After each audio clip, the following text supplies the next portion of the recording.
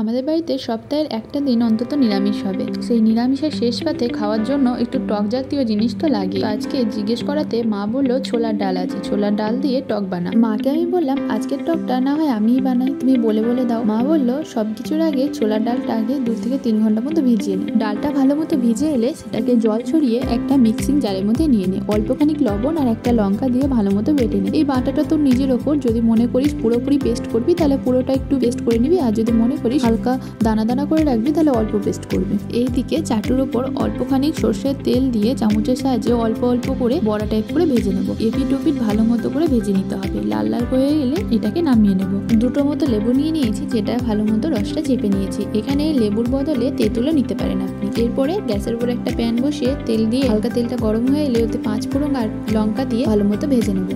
যে ডাল বাটাটা আমরা করেছিলাম মিক্সির বাটিটাতে, সেই মিক্সির বাটি ধোয়া জলটা এর মধ্যে দিয়ে দিলাম। এখানে নর্মাল জল দিলেও ভালো লাগবে, কিন্তু এটা দিলে আর একটু টেস্টটা বেড়ে যায়। তারপরে এটা ভালো মতো ফুটে এলে ওর মধ্যে লবণ হলুদ দিয়ে আরো খানিকক্ষণের মতো ফুটিয়ে নেব। আর একটু ফুটে ওঠার পর যেই লেবুটা আমরা চিপে রেখেছিলাম সেই রসটা এর মধ্যে দিয়ে দেবো। অল্পখানি কাসুন্দি দিয়ে আবারও খানিকক্ষণের মতো ফুটিয়ে নেব। ভালো মতো ফুটে এলে ওর মধ্যে ভেজে রাখা বড়াগুলো এর মধ্যে দিয়ে দেবো।